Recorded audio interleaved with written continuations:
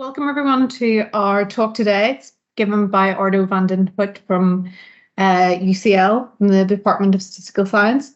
His research interests include longitudinal data analysis, survival analysis, and multi-state models. And today he's going to be speaking to us about multi-state survival models for disease progression. Over to you. Thanks, Hannah. And thanks also to you, Gilbert, for inviting me to give a talk today. I'm going to share my slides with you. Give me a second. Should be able to do that right away. Okay, so I assume people can now see my slides. Please shout if that's not the case. So what I would like to say to start with is I'm happy to take questions during the talk, so please interrupt. I cannot see the chat, so you will have to interrupt me, but I also have some points in the talk that I will ask for a question explicitly. So please feel free to contribute to the talk. So it's about, here at the first slide, it's about multi-state survival models for disease progression.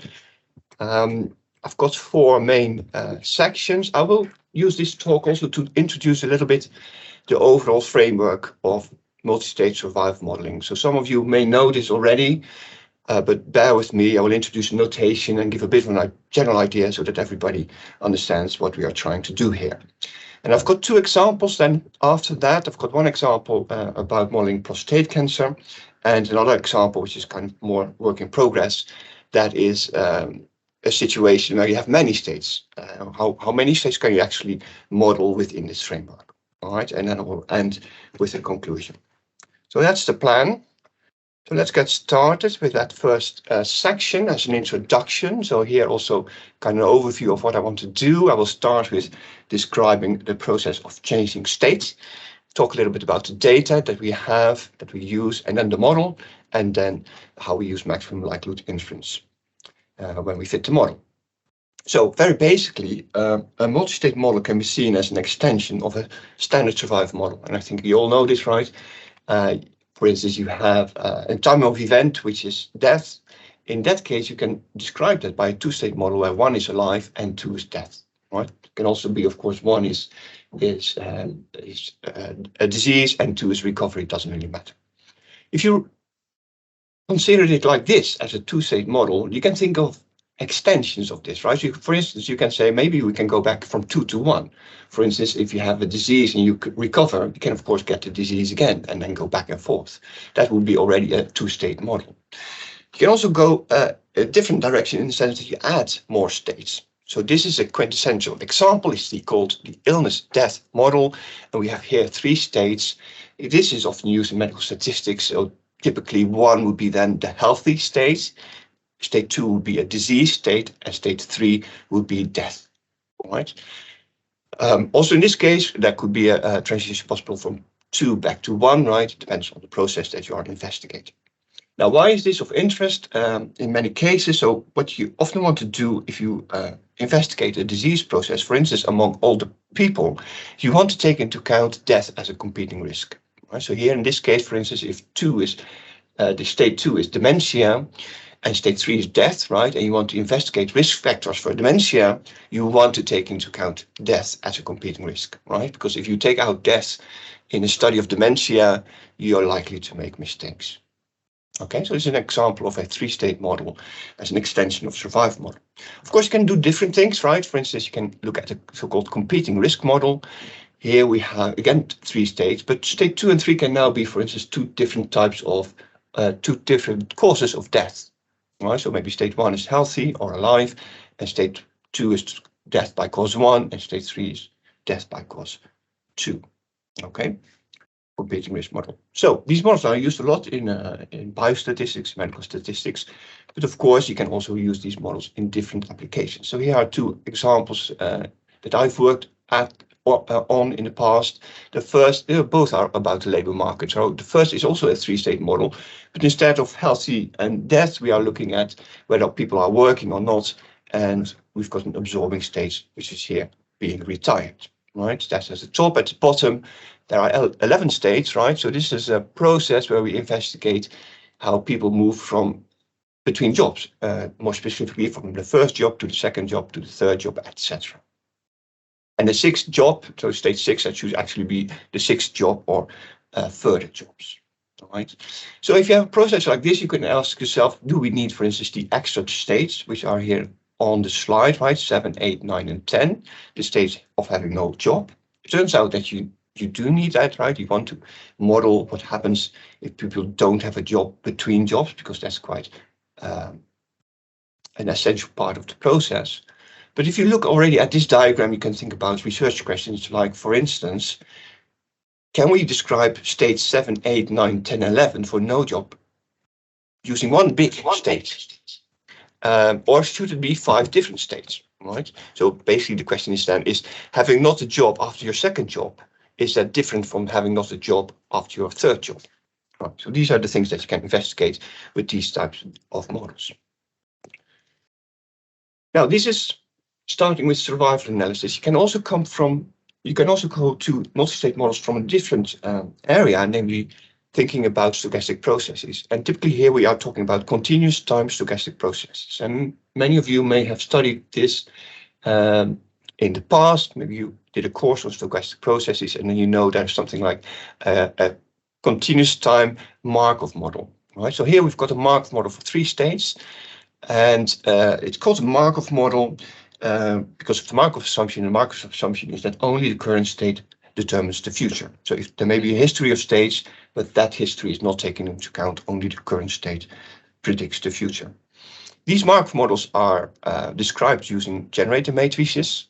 For the 3-state model here, the matrix is on the slides. And how these matrices work is that the off diagonals basically define the transitions, right? So here we've got transition from 1 to 2, 1 to 3, and 2 to 3. Those are the entries on the off diagonal. And then on the diagonal itself is basically minus the sum of the entries in the same row, right? So you don't have additional information, but this is how you define a Q matrix.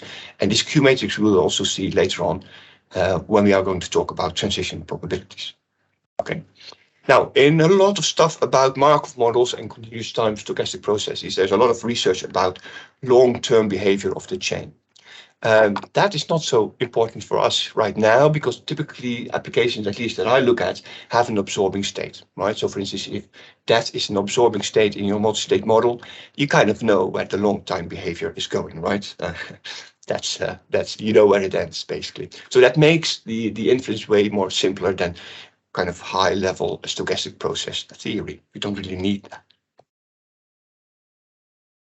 All right, so that's the modeling. That's the model, the process that we want to model. What about the data that we use? So we are going to use longitudinal data, meaning that we have repeated observations within individuals, right? We want to model a transition process, so we need people to move between the states.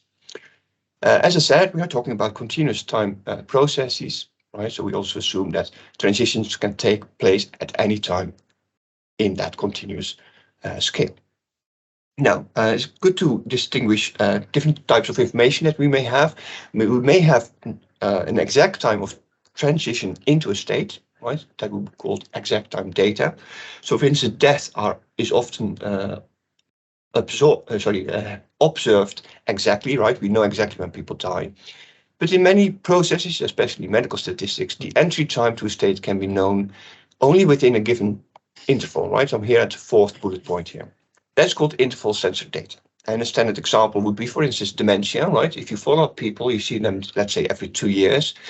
They may not have dementia last time that you saw them, but they may have dementia the moment you see them now. So that means that you onset... Attention, please. Attention, please. This is the test of the fire and voice alarm system. There is no need to take any action. What is that? Sorry, sorry, I'm just going to, I think it's over. It's a fire practice. Okay, so I don't think this came from UCL, is it? No. Oh, No. okay. Well, all right. I'll just continue. If there's a fire somewhere, let me know. So yes, what did I say? I said about dementia. That is typically, you don't know exactly when people get demented, right? So, but you may know a lower bound of the onset and an upper bound. So that would be called interval sensor data in this framework. Interval sensor data is sometimes also called panel data.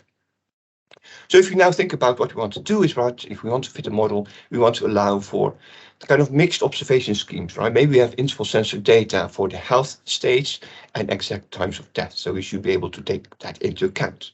Also, data might be a bit messy in the sense that people may not turn up exactly when they are expected, right? So we may have irregular follow-up times. We also want to take that into account. And something we also see often in surveys is there may be some kind of right censoring at the end of follow-up. Right, so maybe there was a study for, let's say, 5 years, but 10 years later, we still have information about whether people are alive or dead, right? And if they are alive, we can take that into account, that as well, right? So that's still part of the process. So if they are alive, you've got right censoring because you know they are in the living stage, but you don't know in which state they are, right? So that's right censoring in this framework. All right, so one more remark about this interval censoring. So here back to this illness death model. So a bit more explicit, say we have a time interval T1 and T2 in the data, and we observe state 1 at T1 and state 3 at T2.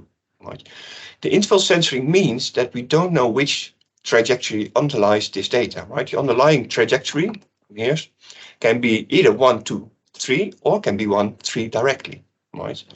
So we have the interval censoring is not only about not knowing when people move into a state, but in some cases, it's also about not knowing whether people move into that state in the first place.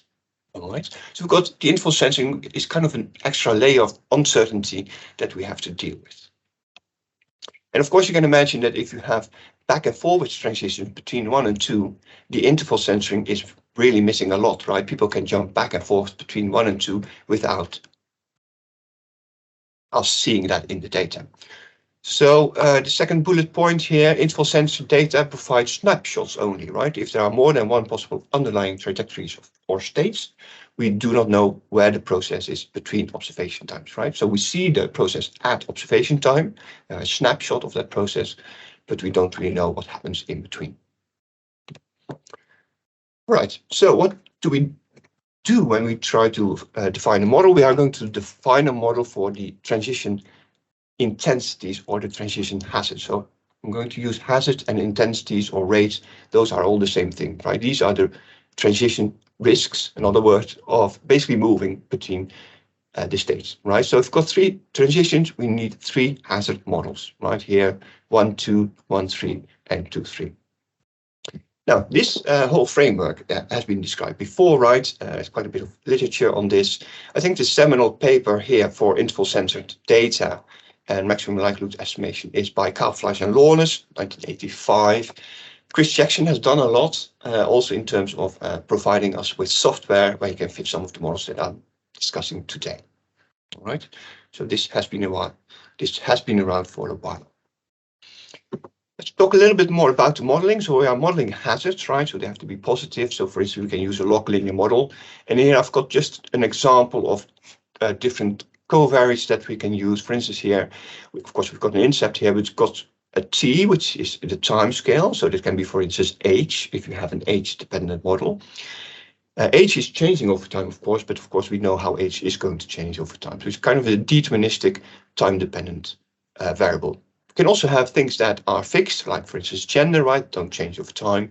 We can also have covariates that are stochastically time-dependent. For instance, a biomarker, something like blood pressure or something, right? Things that change over time. So it's important to distinguish these variables, right? If we just have age and let's say gender, we can fit the model and we can use the model for prediction because we know how age is going to change over the next couple of years. If, however, we have something like ZT, we've got the stochastic time dependency there for the covariates, then we can fit the model and investigate our estimate of the effect of Z. But we cannot use the model for prediction because prediction should also include how Z is going to change in the next few years. And we don't have a model for that in the standard setting. All right. All right, so time scale, always good to be explicit about that, right? So I mentioned age, can also be start of the trial, can be calendar year, etc. Now, multi-state models, we may have many transitions, right? We may have many models for hazards. So that means a lot of parameters, right? Because for every additional transition, you have additional parameters. So one thing that you want to do typically in practice is to investigate parameter restrictions across transitions. So to give an example, think about the 3-state illness death model, and think, for instance, about here X being gender, right? We may impose or investigate the restriction that the effect of gender for moving from state 1 to 3, from state 1 to death, is the same as the effect of moving from state 2 to death. So that's this gamma 1,3 is equal to gamma 2,3, right? And that way we can define more parsimonious models, and maybe that's also part of the thing that we want to investigate. Right? Doesn't mean to say that the hazard is the same from going from 1 to 3 and 2 to 3, right? But at least the effect of gender can be the same for those two transitions. All right, so that's the model. What about the likelihood function? So we are using maximum likelihood typically. Here, just by an example, I will say something about the likelihood function, right? So consider that you have an individual I, and this individual has capital J observations. So if there's no death or right censoring, the contribution to the likelihood function for this individual is as on the slide. Right, so it's discrete data. We are modeling the states, so it will be a probability mass function. That is this first expression. We condition on the first state, condition on y1. Theta are the parameters and xi are the covariates, right? So it's a probability mass function, but it's a multivariate one, right? Because we may have multiple observations for this individual after the first observation. So what do? We are going to use the Markov assumption, and we are going to condition, right? So first we condition, kind of try to break that multivariate probability mass function in univariate distributions, and then the conditioning is simplified by the Markov assumption. So for instance, if we condition the last observation on the previous observations, then using the Markov assumption, we can ignore all the previous observations except the penultimate one, right? So if we define the distribution for J, we have to condition on the state at J minus 1, but everything before J minus 1 we can ignore, right? So this means that this multivariate probability is kind of broken down into univariate transition probabilities. And now I'm calling them transition probability because now we have basically probabilities for transitions between states, right? So we've got one state here at time Tj minus 1. Condition on that state was the probability of being in Yj at time J. Okay, so that's how it works. And of course we can adjust this in terms of if there's right censoring or exact death times, etc. But I will ignore all that. This is the main thing that is happening. We are using that assumption, and it allows us to break down the probability mass functions in a likelihood function which is defined using transition probabilities. Now remember, I'm talking about transition probabilities for likelihood function, but we model the entries in the generated matrix. And those entries are called the hazards, right? So the question is now, how do we go from the generated matrix to the transition probability matrix? Well, the good news is that that is quite a standard result in the theory of stochastic processes. Some of you may have seen this before, right? You can get the matrix with transition probabilities, which is here capital P, T1 and T2. You always define transition probabilities for a time interval. So time interval here is T1, T2. You can derive that by taking exponential of a matrix. And the matrix is defined by the Q matrix, here defined at the start of the time interval at T1, times the length of the time interval, right? So that's T2 minus T1. And then you take the exponential. Now, as an expression, that is relatively simple, but mind, this exponential is an exponential of a matrix, and that is typically not so easy. We'll say a bit more about that in a second. But this illustrates how when we've got a Q generated matrix, we can get transition probabilities, and then we can define the likelihood function, where the T, right, the times T1 and T2 are defined by the times that we see in the data. Now remember, I also have models defined where the hazard change over time. And this expression that I see here on the slide, the matrix exponential, only holds when Q doesn't change. So one way to deal with models that actually have hazards that change over time is to use what I call a piecewise constant approximation, right? Where we basically chop up the time interval into two sets in this case, right? And we assume that the Q matrix doesn't change within that sub time interval, right? So here in this case, I'm going to chop up T1 and T2 in two time intervals, T1 to U and U to T2, and I assume that within those time intervals, the Q doesn't change, right? So it's piecewise constant generated matrix. So for each of these two transition probability matrices, I can use that expression. Okay, so that is how you can deal with time dependency if you are willing to use a piecewise constant approximation. Now let's go back to this matrix exponential. Now this is a slide I always have when I give a talk like this, because I like the title of the paper which is here on bullet point 1, right? So this is about computation of a matrix exponential where A is a matrix and T is a scalar, right? There's a paper out there which has the title 19 dubious ways to compute the exponential of a matrix, 25 years later. So this kind of illustrates that this is not a simple thing. A lot of research went into this, and we have to deal with that when we fit our models. Now, one of the methods to deal with this, to actually do that matrix exponential, is to use an eigenvalue decomposition of A, right? Which in our case would be an eigenvalue decomposition of Q, our generated matrix. Now that only works when the matrix A has D, when the size of A is D times D. It works when A has a D linearly independent eigenvectors. Now, within this paper by Moller and Van Loon, this method of using eigenvalue decomposition does not become highly recommended, right? They mention it and they say almost right away that this is not a very good way to do it. That being said, this is what I typically do. And the reason for that is that even though it may not work as a general situation, as a general method, because you can easily create situations where it doesn't work, it tends to work for all the models that I use. Okay, there are some details here, right? Sometimes it doesn't work. So let's say a little bit more about this. So this eigenvalue decomposition doesn't work if A is, for instance, very symmetric and has very many entries which are the same, right? Now in my Q matrices, that's typically not the case. The only times that I encountered this problem is when I have starting values for my Q matrix, which kind of defines a very symmetric Q matrix.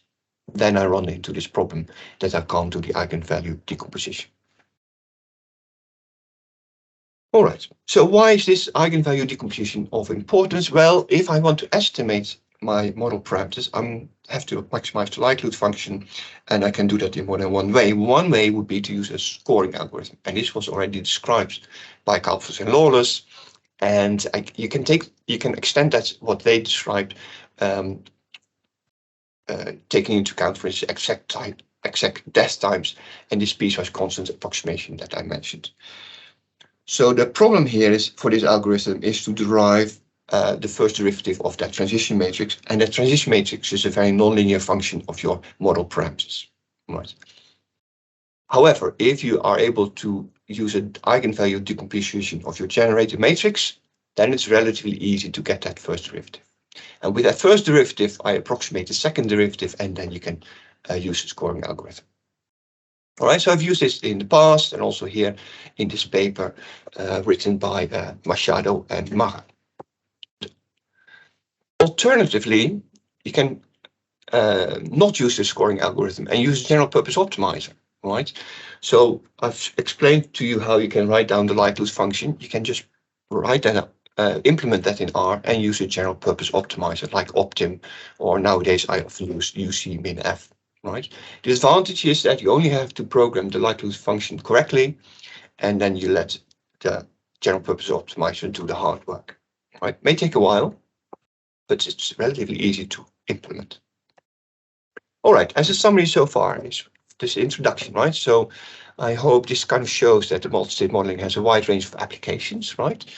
Notice that the number of states doesn't really come into this introduction, right? So you can have what I've been saying, you can have that for many different types transition models, right? You can vary the number of states, you can include back and forth transitions, that can all be done.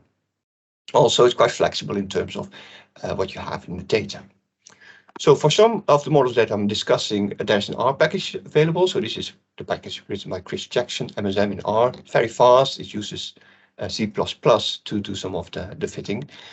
The time dependency, you can be quite, you can create many models and can be quite flexible, but typically user-written code is not so fast, right? So this matrix exponential is computationally expensive. All right, so are there any questions so far about this introduction? I'm happy to discuss some aspects here.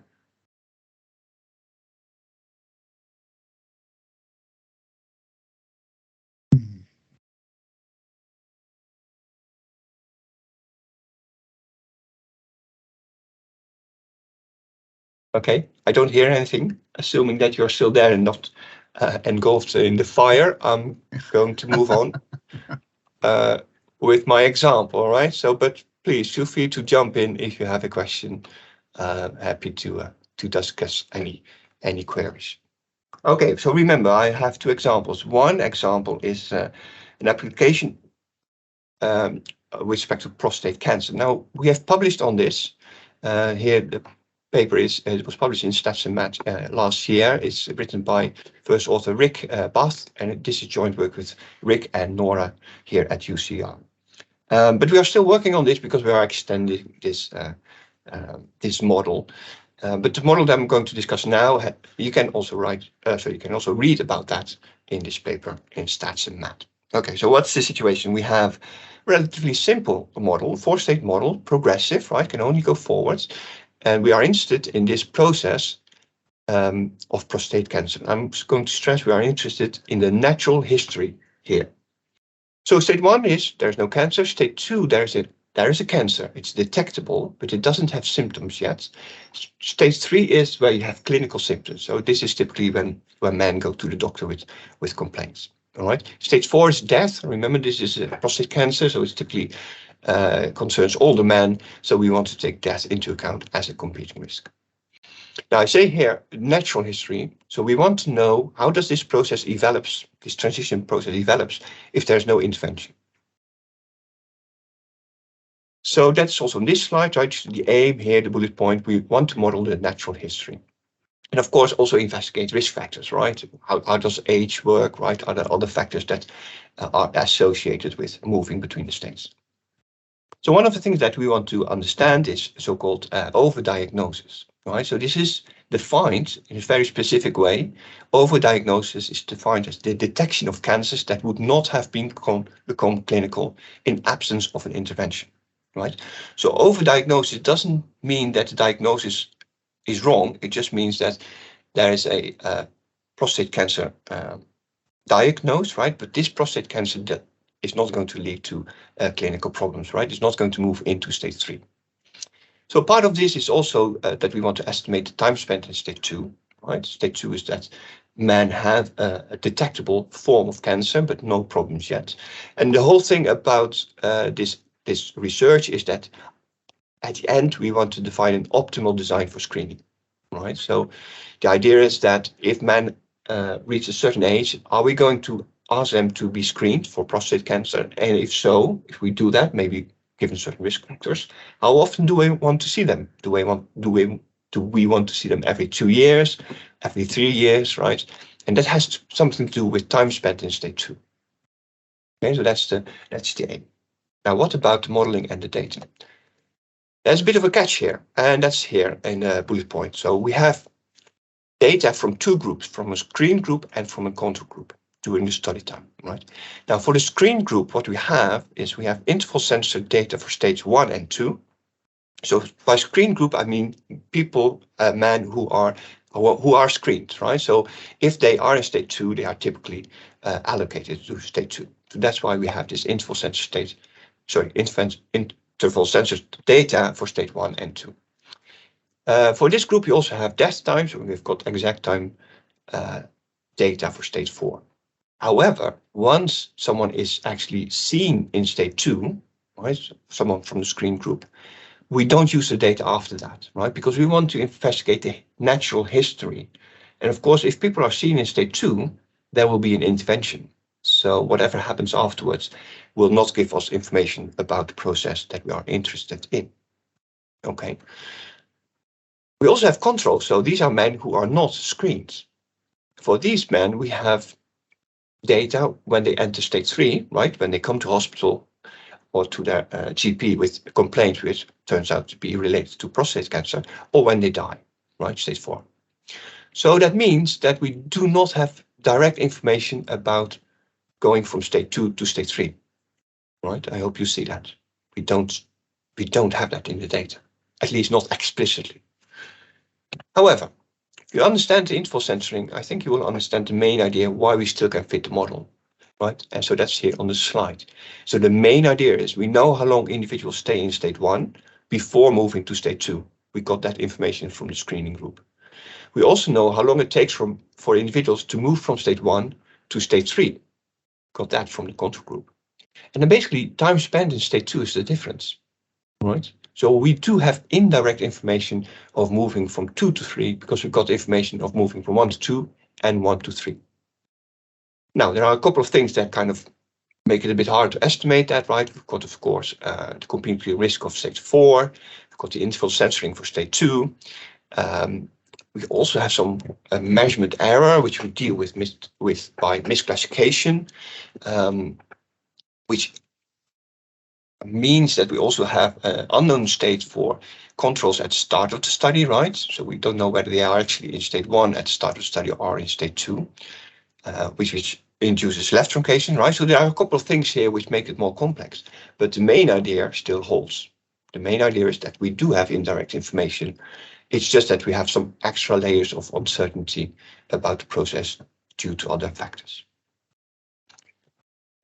So I think it's quite clear that this can work, but of course we investigated this also with simulation, just also to see, to see how many individuals we need in the data to be able to estimate a model like this, and also the intensity of screening, right? How often do you see people, right? So because this is longitudinal data, it's not only about how many individuals you have, it's also about how often do you see them,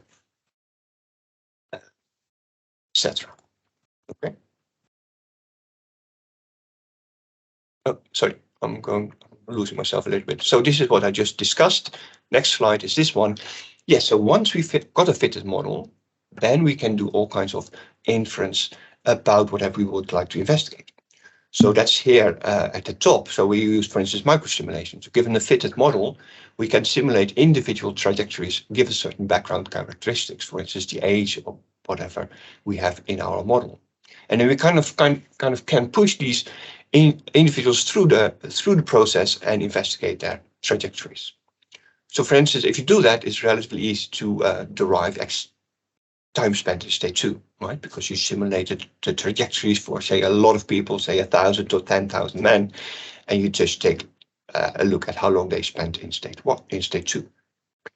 Importantly for our aim is also that if we use microsimulation, we can explore designs for screening and their effect on overdiagnosis. Right? So once we've believed our model is true, we can use that model to create, as it were, a population that we then subject to various designs for screening, and then we can investigate overdiagnosis. Okay, so that is, without any further detail, the general idea of this project on prostate cancer. How did you approach the model choice in the microsimulation?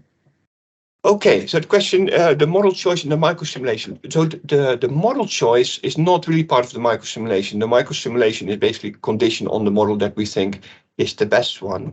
The model choice is more or less before the microsimulation, which is typically we do that with using AIC, right? Just general information criteria.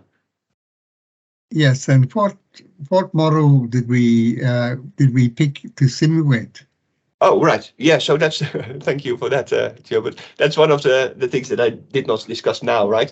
So what we have, let me remember this. We have a time dependency in the model following parametric time dependency, following the Compage distribution. We have some restrictions for going from 1 to 4 and 2 to 4. And we've got also a model for misclassification, and I think that model also depends on age, right? So it means that the misclassification, the probability of misclassifying a state varies over age. So we have a couple of models which are nested, and then we compare them using the AIC, and then finally we chose one of those models, and I don't know exactly the choice, but I think we've got time dependency for dying, right? Because this age is important, and also time dependency for the living states. Very good. Thank you, Ardo. Okay, you're welcome. Are there any more questions? Because this is the last slide. Let me double check this. Yeah, this is the last slide for this example.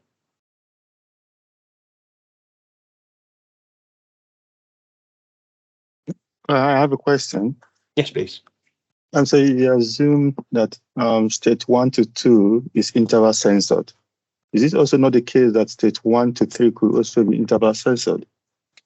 All right. Yeah, thanks. So when I say it's interval censored for 1 and 2, I mean that we don't see people, we don't know the time when people move into state 2. Right, so that's for the screened people. They are screened, and at some point we see they are in state 2, but we don't know exactly when they moved into state 2. The interval censoring, in a way, you could say, well, it also works for the control group, right? Because we know the control group, if we see them in state 3, they went through state 2, right? And we don't have the time that they were in state 2. So I think, is this what you mean? No, I mean, for example, when the person goes in, it's possible that the person, when the person is in state 3, you don't know the exact time the person was observed to be in state 3. So it's possible that the state 3 could be between 2 intervals. That's what I mean. Just like the way you extend from state 1 to 2. So 1 to 3 could be also be interval censored. That's my question. Oh, I'm sorry. I'm not quite sure whether I understand that question. So in the data, we assume that we have exact times for entry into state 3, because this is basically a medical diagnosis, right? But I'm not sure whether that answers your question. Well, so is it possible for it to be interval censored? That's my question. 1 to 3. Right. Yeah. So in terms of modeling, yes, if you, for instance, have data where you have interval censoring for state 3, that is possible. Yes, that's not a problem. Yes. Gives you a little bit more additional uncertainty, right? But yeah, for sure. This interval censored or exact times, in terms of estimating, it typically doesn't matter that much, except for the information you have. But yeah, you can, in this case, if you have different data and entry in state 2, entry in state 3 is interval censored, you can do the same thing. Okay. All right, thanks. So let me move on.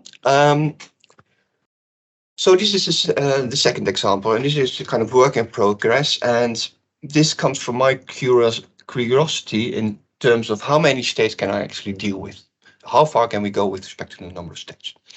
I find that just interesting in itself, but if I have to sell it, I can also say, well, this is also a possible application, because you may want to use a multi-state model as an alternative to a joint model. And if you want to do that well, typically you will end up with many states. I will explain that right now. So I'm here on the second bullet point, right? So no doubt some of you know this, but I'm just going to say that nevertheless. A basic joint model in this case, right, is a model for that models longitudinal data and time to event data. And then typical application would be you have a mixed effect model for the longitudinal outcome. For instance, the change of blood pressure, right? And you've got a survival model for time of event, for instance, death. And then these two models are linked using shared random effects. And the idea is then that conditional on those random effects, they are independent, right? So this is a framework which has been described quite well in the book by Rhysopoulos. So that's called a joint model within this survival framework. Now, if you think about what that does, you can say, well, we can actually use a multi-state model, right? We can use living states defined by the y, the longitudinal outcome, right? If y is discrete, we're already there. Maybe if y is continuous, we have to kind of discretize y in order to define the states. And then the time to event, right? Death can be included by defining an absorbing state for death. Right? So basically, the multi-stage models that I've shown to you are a kind of joint modeling of longitudinal outcome, living stage, and a time to event with respect to death. So, but now think about if you have really a lot of states, right? What are the concerns? First, you may need a lot of data because you will have typically many transitions, right? So one way to do that would to restrict yourself to processes where there's some kind of natural order in the states. So for instance, here I call it ordered living states, right? For instance, you have a disease process which goes from no disease, mild, severe, heavily severe, etc. Right? So there's a kind of natural order, meaning that you have a situation where if you move from living state 1 to 3, you have to go to state 2. So that's one restriction. The other one is that I typically would use a lot of parameter restrictions, right? To assume certain parameters to be the same across certain transitions. I will illustrate that. The second concern is that if you have many states, right, what about the computational aspects, right? We get very large matrices. Can we still use matrix exponential? Can we still use the scoring algorithm, etc.? Now, it turns out that the software for matrix exponentiation, right, it can deal with quite large dimensions.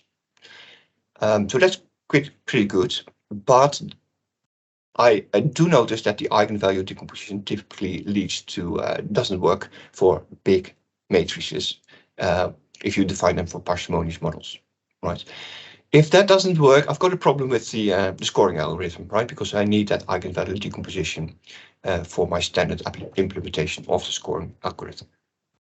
Nevertheless, I can use software to deal with this when I do, for instance, numerical derivation. Of course, it really slows things down, but I can do that. It does work. I will illustrate that as well. To make this a bit more concrete, I've analyzed data for a joint model, which you can find in the book by Rhizopoulos here at the bottom, right? It is also available in the R package GM, and in this case, the longitudinal outcome is CD4 cell counts, and death is the competing risk, right? Oh, sorry, death is the time of the event. So, and the interest is with respect to 2 treatments, right? So we have 2 drugs here in the third bullet point. I'm going to skip some of the details here, but if you look at this up in the book, there's a very explicit model fit for this model. And I'm going to kind of mimic that in a multi-stage setting. So first I've got to define my living states, and that is what I do here. Now, because Rhizopoulos models the square root of the CD4, I'm going to do the same. And I'm going to define my states, 20 of them, for the square root of the CD4 cell, right? So basically I discretize that outcome into 20 states, okay? And now, the way I always model these processes is that the lowest state is the healthiest state. So that is why I kind of reverse the order here, right? Because Y is higher for state 1 than it's for state 20. But just this just means that state 1 is healthy and things become worse when you go to the higher state. So I've got 20 states, and then I have 21st state as the dead state, right? Then I allow transition back and forth between adjacent living states, and from all states you can of course die. So if you think about that, this implies 19 forward transitions to living states, 19 backwards transitions to living states, and 20 transitions to death. So we've got a total of 58 transitions that I have to model. Okay, so here's the model. And I'm going to say a few things about it. First, it kind of mimics the model in Rhizopoulos in the sense that X is here now the drug, right? So it's a dummy for drug, and he has this interaction between the longitudinal process and the drug, which I here model as an interaction between the states, the living state R, and the drug. There's also an effect of the living state R. Now, this model, you don't really see this in the multi-state literature. So what is really happening here is that I'm going to have a hazard for moving from a state R to the next state, where the hazard is modeled using the numerical value of the state, right? So this is what I meant by having ordered states. So the numerical value of the state has a meaning on its own, right? State 1 is healthy, state 2 is not so healthy, state 3, 4, 5, it becomes worse, right? So our number of the state has an interpretation. And we are using that in the model. Yes? Ardo, could I ask, you see in your top hazard? Yeah. Or, yes. You don't have a term, do you, just in X, rather than you have a term in R and then you've an interaction with X, but you don't have an X term. Yes. Yes. Is this model, is it hierarchical in the Nelder sense? That is, if I was to change the coding of age or the coding of R, would I get the same likelihood? Ooh, I'm not quite sure about that. The reason why I chose this model is that Rhizopoulos does exactly the same in his joint model. He doesn't have a main effect for X. Yeah, well, but this is, this is a new, it's not a new framework for me, but this is a new, but I should have to think about that, because in general, in modeling, that would be non-hierarchical, because the interaction would imply that you required an X term in general. Yeah, I agree with you. That is also typically what I say to my students, right?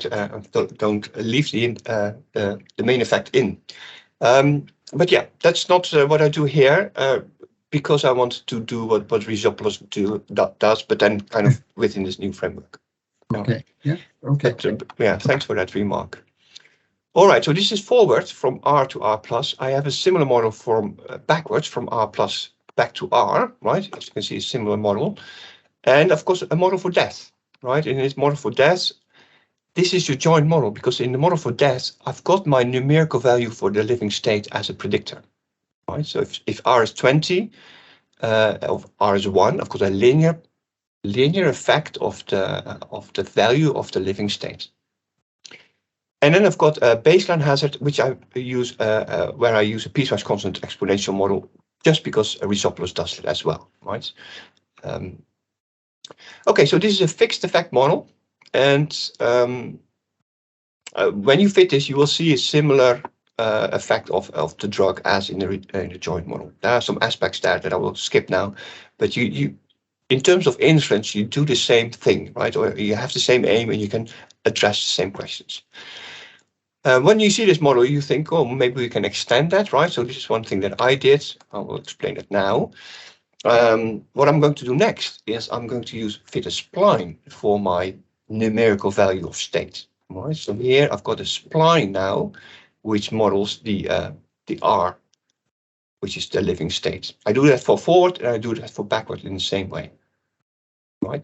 For those who are new to this, right, so these are B-splines, and a B-spline is a linear combination of base functions. And that linear combination is kind of a weighted sum, right, here in the equations, that creates a smooth curve. Yeah, there's also something called P-splines, and that is when you penalize the splines to control for wiggliness. It's basically meaning that you have some restriction on neighboring weights in this weighted sum. All right, so we can do this, right? We can just make models, and this would be a semi-parametric model for the effect of the living state. Okay, now we can of course create many models, but I just want to illustrate some of this of the research here with just these two models.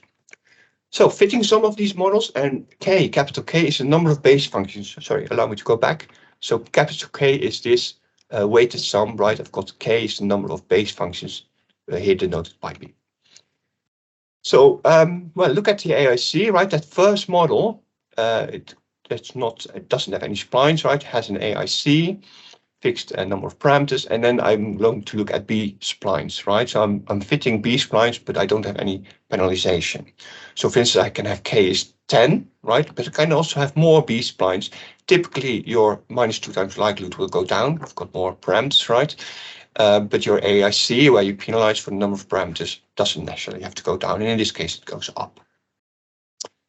For those who are familiar, right, with smoothing, you can do that here as well. I did that. I'm using the method that I published together with Machado and Mara in a paper last year. I will skip the details here, but what happens is that you have also you increase the number of splines, here also 10, 15, and 19. But because of the penalty, your number of parameters here denoted by the affected dimension, right, typically goes down. So here we're at 29 if we have 10 B-splines, right? But here we have fewer than 29 because we have this restriction due to the penalty. If you use this method that we've described, you can automatically estimate the penalty parameters, and I just put them in the table to show that we can do that for those of you who know what this is about. But it's not really the focus of this talk. The idea is mainly that we can fit these models to the data at hand, that we can use splines and we can use the methods that we have explored later. You can also see that when you use penalization, if you look at the AICs, right, it doesn't really change at some point, right? That's basically because you can add more splines, but the smoothing will give you the same fit. All right, so let me end with a graph then. For this fitted model. So this is a graph for penalized splines, where I have 19 penalized splines. Remember, I've got a spline for forward and backward. So backwards is here in black, forwards is in blue, and I've got the base functions here on the horizontal axis, just to illustrate how it works if you fit a spline, right? So the blue one is just a weighted sum of the gray ones and the black one as well. All right, so this kind of is a visual illustration of the fitted hazards. Now this is, I don't know if you like it, I kind of like it, but maybe you say, okay, what does this tell me, right? So the problem with the hazards is maybe it doesn't tell you right away what is happening. So you can also look at the transition probabilities, right? Because the transition probabilities are on a scale that tells us something. But we have 21 states, so how do you actually report that? So one way to report that would be this way, and we make a heat map which represents the transition probabilities. So remember, we have got a transition probability matrix of 21 by 21. The very last one in this corner, in the right corner here, is death, right? So it's probability of being dead given that you are dead. So that is 1, which is here illustrated by the color white, right?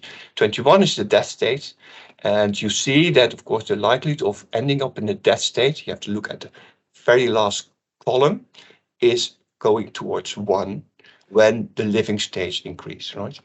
And then what this graph shows you is the probabilities for the different movement between states, right? So probability of moving from 1 to 1, 1 to 2, 1 to 3, right? You see, for instance, the probability of moving from 1 to 19. To 19 in 2 years is about 0, but you're quite likely to move to one of the neighboring states.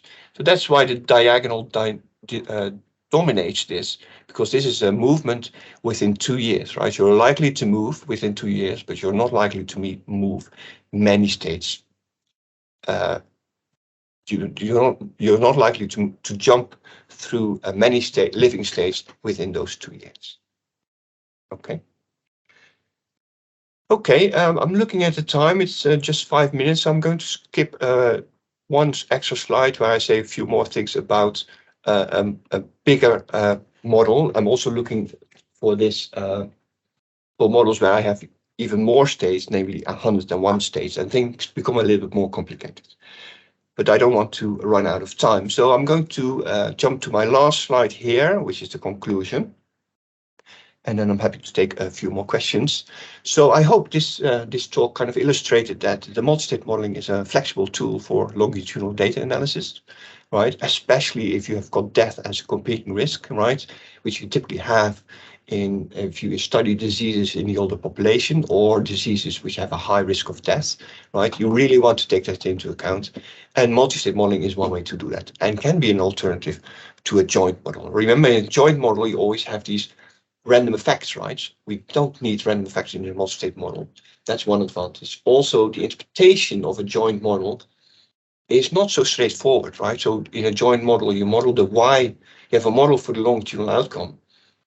But the interpretation of that model is not so easy because there's some kind of conditional on being alive. Right? And we don't have those issues in a multi-state model. Disadvantage, well, the disease progression has to be defined by stages, right? So you have to discretize your longitudinal outcome. Advantage, we can deal with, irregular follow-up times, interval censoring, missing data, etc. So, as the last remark, I consider that kind of an elegant combination of survival analysis and stochastic processes. Okay, this is where I would like to stop. Thank you very much, Ardo. Excellent talk. Thank you. Are there any questions? I have a comment while they're thinking about questions, and that is in the last thing you mentioned about the comparison between the multi-state modeling and joint modeling. I have done some joint modeling, not in this context, but in mean covariance modeling. And there is a theorem that says that for example, in a linear mixed model or in that kind of situation, there is a theorem that says that the covariance matrix is not independent of the fixed effects unless it lies in a certain set of covariance matrices.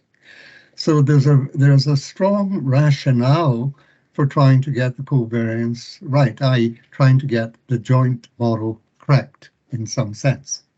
But in the joint model and in survival analysis, we don't seem to have such a theoretical underpinning. There are many examples in the literature where one undertakes quite elaborate joint modeling and there is very little benefit. I wonder if you'd encountered this and could comment on that.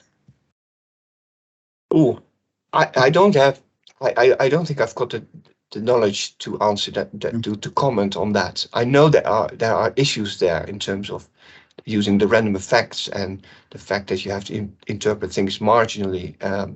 But I'm not sure enough to comment on that. Sorry. That's fine. It's just it puzzles. You would have, in my view, I think you'd have to have a strong rationale for believing that the joint model.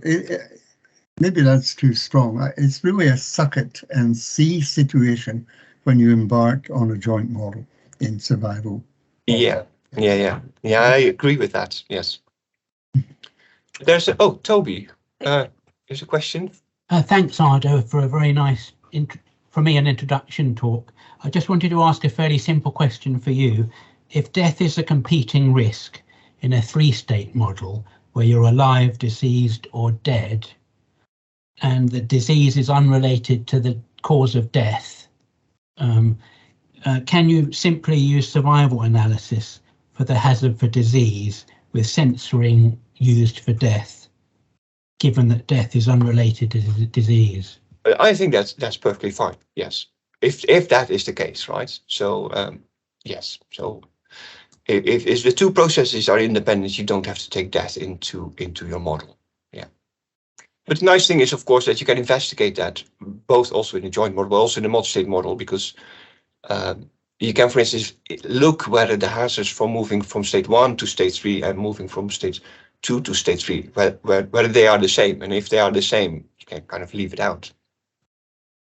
So you could just do it. You could also look at the hazard to death in a survival analysis approach to check that assumption.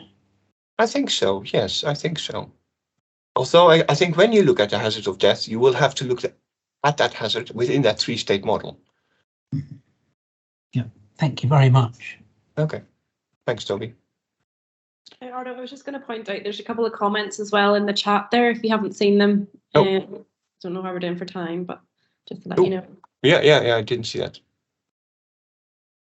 All right, so the first question from Zachary about the piecewise constant assumption is not enough.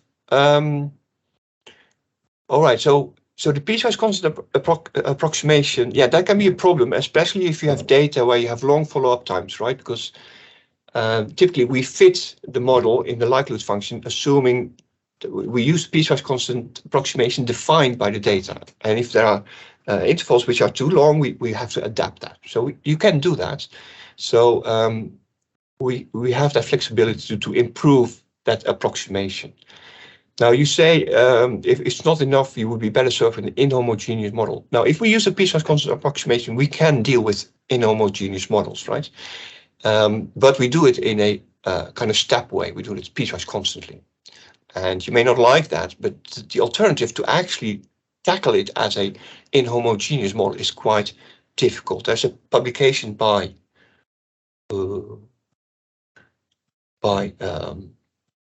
Andrew Titman, who investigates this, and he shows that you can do it, but only for very restricted models. So it's very hard not to do not to fit models without the piecewise constant approximation. But we have flexibility in improving that even when we fit the model. So I hope that answers your question. Then we have questions from Matthew. 1, 2, 3.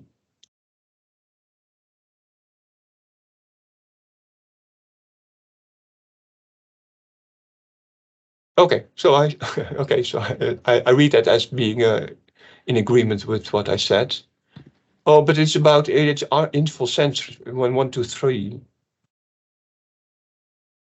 Yeah, so this depends also a little bit on how you define your state 3, right? So we define this our state 3 as someone who is reported to have symptoms due to prostate cancer, right? And that diagnosis is at a certain time, and we use that time as the entry in state 3. If you think that is not good enough, or you have data that doesn't is not in line with that, you can use interval censoring for state 3. The same framework can be used. So yeah, so it may depend a little bit on the data at hand. Okay, and that's what I see in the chat. Any other questions? I think we're running very short of time anyway. Okay. Thank you very much, Ardo, for a very interesting talk. I'm sure if anyone else has any other questions,